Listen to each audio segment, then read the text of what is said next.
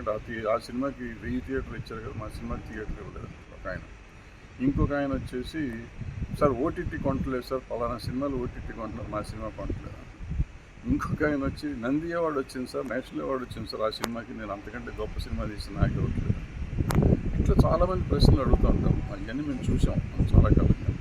So ఇప్పుడు ఈ పిల్లలు వచ్చినప్పుడు పిల్లలకి నేను ఎక్స్ప్లెయిన్ చేస్తూ, ఇది అవుతుంది బాబు, ఆ సినిమాకి ఏదో మాటల్లో ఇంత డబ్బు ఖర్చు అయి ఉంటుంది, దానికి ఆస్కార్ ట్రై చేస్తున్నారు అని చెప్పాను.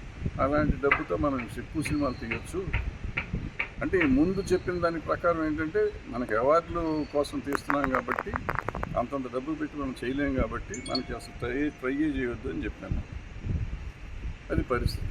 సో దాన్ని ఆ 2.5 గంటలు నేను మాట్లాడిన దాన్ని ఒక 1 మినిట్ క్లిప్పింగ్ తీసుకుని, ఆ క్లిప్పింగ్ మీద వచ్చేసరికి ఎవరు పెడితే వాళ్ళు రియాక్ట్ అవ్వడం మొదలైంది.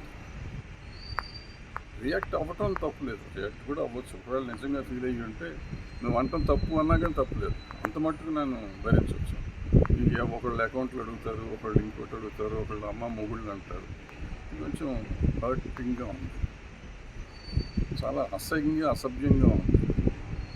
సో నేను అలాగే రియాక్ట్ అవ్వాలంటే అవ్వచ్చు, బట్ నాకు సంస్కారం అంటాం వస్తుంది. వాళ్ళ సంస్కారం వాళ్ళది, నా సంస్కారం నాది.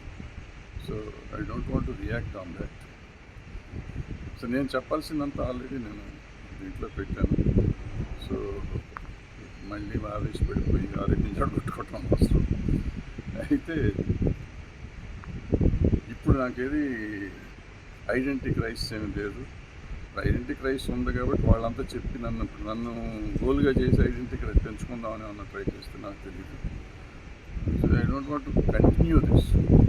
దీన్ని పెంచి పోషించాల్సినంత అవసరం లేదు, అగత్యం లేదు. అది కాకుండా 3 రోజుల ముందు నేను పెట్టాను, మన భారతదేశానికి గౌరవం తెస్తున్న రాజమౌళిని మనం అభినందించాలి. ఈ ఆస్కార్ అనేది అసలు అవుట్ ఆఫ్ క్వశ్చన్, మనకి అసలు ఆలోచన కూడా లేని ఆస్కార్ని బరిలోకి తీసుకెళ్ళటం కాదు, అవార్డు వచ్చే పరిస్థితికి వచ్చింది. 99% మనకు వస్తుంది అవార్డు.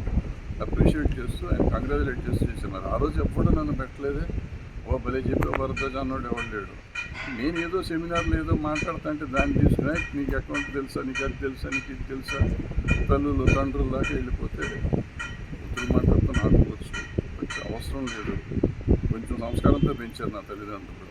ఆ సంస్కారాన్ని నేను కోల్పోవటం నాకు ఇష్టం లేదు.